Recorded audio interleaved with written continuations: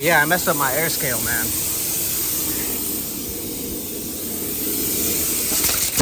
Oh, shit.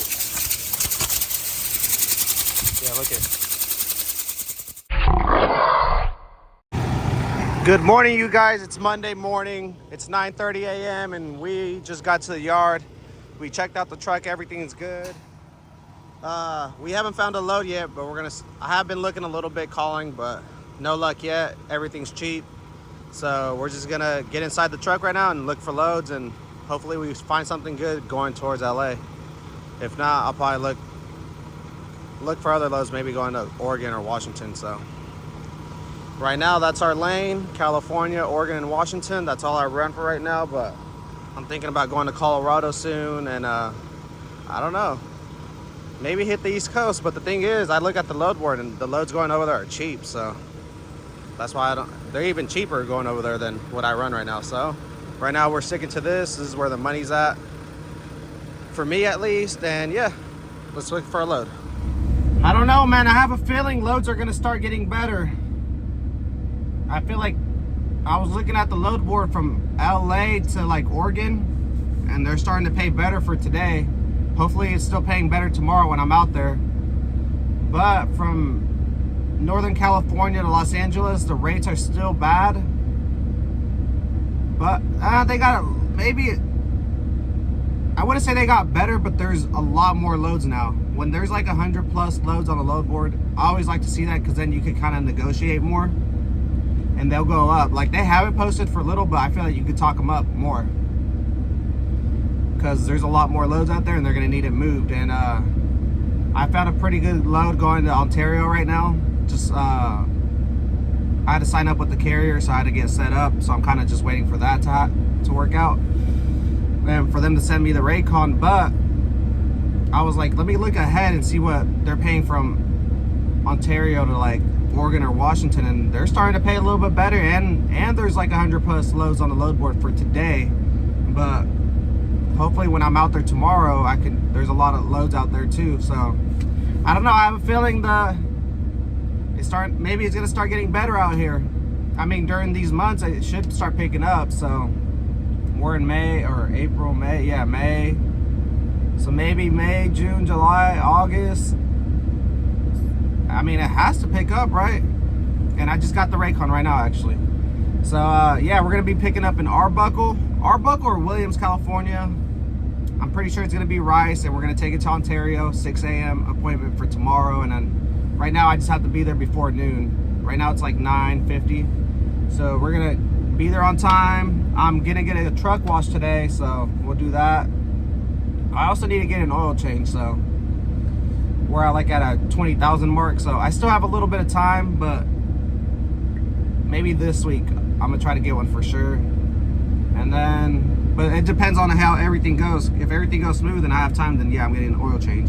If not, then I'm gonna have to wait. But for sure, I want to get a truck washed. All right, so we're gonna be picking up here in Morningstar Packaging, and yeah, they're a pretty big company. I know they do tomatoes.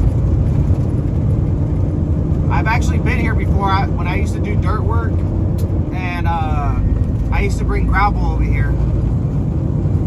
Well, I did once or twice. I've been over here like once or twice when I used to do bottom dumps. But man, this road right here is rough. They even got signs saying, oh, this is a rough road. I'm like, why can't you guys just fix this dang road? Back there it was worse. But I don't know what we're gonna pick up. Maybe tomatoes, or I don't know. We'll see right now though. We're about to enter the facility. Make a left right here. But I know a lot of people that start off getting their license, their CDL with this company, because they'll pay for your school. But I think you just have to work for them for a certain amount of time. Morningstar Packing.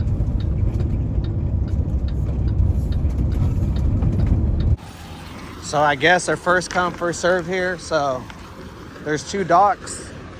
And I think this guy's about to back up into one, and there's another person in another one. But once someone leaves, I can get back into the docks, and it's first come, first serve, like I said, and yeah.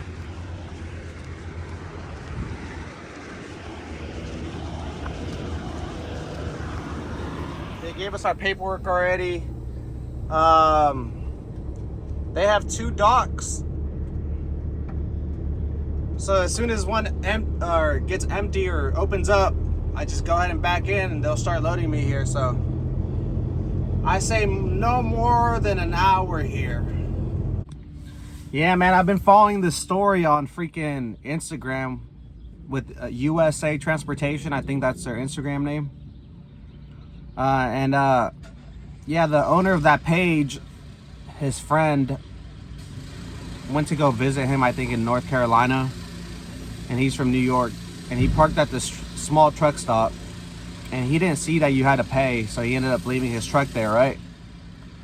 And I guess the next day he went to go, I think he stood there for 2 days, but they didn't call the tow truck company until like 1 a.m. And then later on that day at 1 p.m. they went to go obviously get his truck from the truck stop, because he was visiting his friend, hanging out with his friend. And then right when he went to go back to go get his truck, it wasn't there anymore. So they towed it at 1 a.m. the day before, well, like 12 hours before. So then they call the tow truck company and they go to pick it up, and the guy gets charged $6,000, and the tow truck driver only drove 16 miles, and it wasn't even, and like I said, it was only at the yard for like no more than 12 hours, or about 12 hours. I don't know exactly, but it's around there. And yeah, it's gotten pretty big. It's a big deal right now on Instagram. And I think this happened Friday, and I think Friday later on during the day, or maybe it happened Thursday, and then Friday the next day, I think the guy went on Instagram live with somebody, and I don't know, it's been a big commotion. And yeah, there's just a lot of things going on. But pretty much the guy Bob that owns the USA Transportation page, he put that company on blast for his friend. And pretty much he's been getting like a lot of complaints from people telling, oh well, even from the company, the tow truck company, saying, oh, take that video down, blah blah blah, and all this and all that. And I think they're starting to call him a racist, because people that follow the page are saying, like, the thing is, the owner of the tow truck company is black. They just happen to be black, and Bob, the owner of the page, is like, I think he's Ukraine, so pretty much white, Ukrainish, I don't know. And yeah, so he went on Instagram live with another guy that owns a pretty big Instagram page, I think, that's black, and they pretty much started saying, oh, you're racist for doing this, blah blah blah. And the guy was like, no. He's like, it could have been any race and I would have put them on blast. They could have been white, Mexican, Asian, blah, blah, blah. So I don't know. They want him to take that video down, but this guy's fighting, man. Like, he really wants to, like, expose these tow truck companies. Like, $6,000 for 16 miles is crazy. That's too much. But then I also look at the other side and I'm like, well, these are private companies and they could charge whatever they want. But the thing is, with this issue, it's not like you can negotiate the price. Like, if I break down right now, I could call different tow truck companies and try to find like the lowest charge I could find. But with this, the guy was parked and they just towed his truck. Yes, he was parked illegally. He was supposed to pay to park there. But at the end of the day, that's kind of messed up, because $6,000 is just outrageous. Like, man, that could really put an owner-operator out of business. But yeah, so they're trying to make it known, that one page, USA Transportation, and it's been a lot of drama. So I've been keeping up with it, and I can see both sides, to be honest. Tow truck companies should be able to charge whatever they want, but in this situation, it's not like the person that got his truck towed can negotiate or anything. So that's where it's kind of like, where you draw the line. You're like, what should there be a law? Like, what can you do about that? Because if you're broken down and you agree to that, then you agree to that. But like I said, if you break down, you could call different towing companies. But in this situation, you can't, because, yeah, it's just a big issue right now. And, yeah, we're going to see what's going to happen, because that guy Bob said he's going to take it to court. So let's see what they can do. I guess it's like a big problem in North Carolina with these towing truck companies, but I don't... No, but, yeah, so I kind of see both sides to the story, but the only issue is, like in this situation, when you can't negotiate, and when a tow truck company has like a binding agreement with like a truck stop or something, I think that's what they call it, then I think there should be a set rate, something, or a law or something, and something in writing in their company saying what that set rate is for that type of stuff, or maybe have it posted where the truck stops at or something. But as far as like towing companies wanting to charge whatever they want, I think they should. If they want to charge $1 million, then they should. But that's if the person calls and asks, oh, how much do you guys charge? And they say $1 million, then the person has the option to say no. But when they don't have an option and they just get their truck towed because they parked in the wrong spot or they didn't pay, then that's when there should be a law, or have it posted saying how much it is or something like that. Because if you just, yeah, if you guys get what I'm trying to say, then yeah. But yeah, let me know what you guys think about this situation, and if you guys want to follow that story, you guys should follow USA Transportation on Instagram, and yeah, I'm keeping up with this, so comment down below what you guys think should happen. Alright, so we just got loaded. I think it's either tomatoes or canned tomatoes. Let me look at the BOL, see if it says tomato paste. And they do got scales here. Stop before entering scale.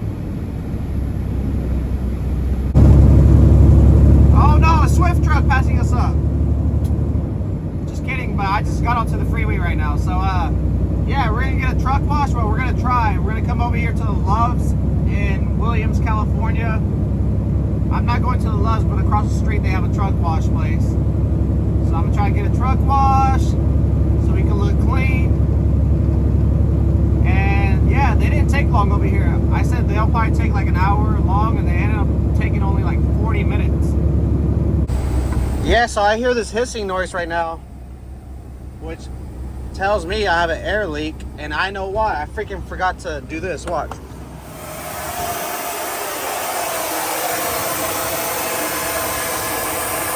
Man. Yeah, I messed up my air scale, man.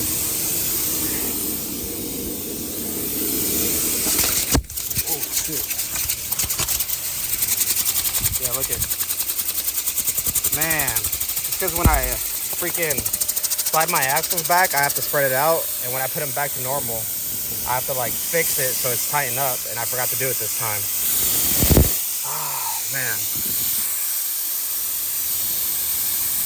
Man, it looks like I'm gonna have to buy a new air scale for the trailer.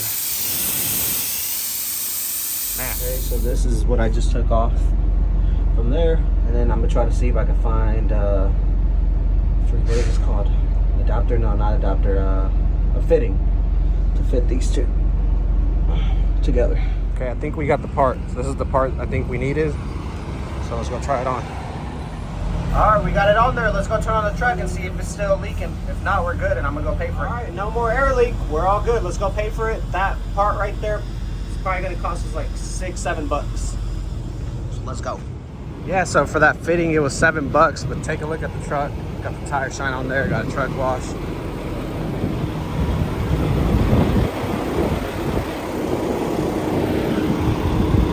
looking clean.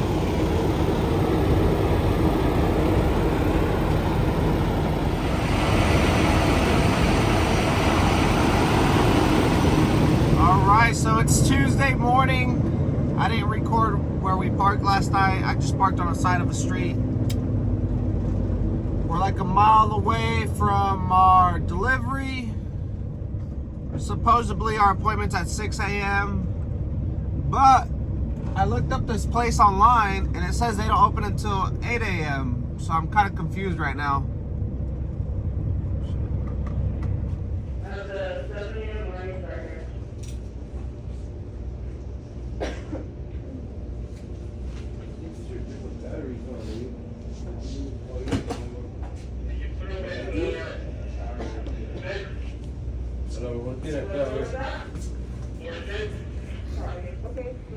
All right, so they gave us door 6. They said don't break the seal. They'll break it for me. So let's go ahead and back up. It's over there somewhere. So, all right, they took about an hour and like 15 minutes to unload us here. Not bad. So it's barely 7:45. We're looking for loads. They're paying really good, but we're gonna wait it out a little bit. We can't start driving until 9 anyway, so we're just gonna park over there in between that trailer and that truck, and then just wait until around 8:30 to start looking for loads.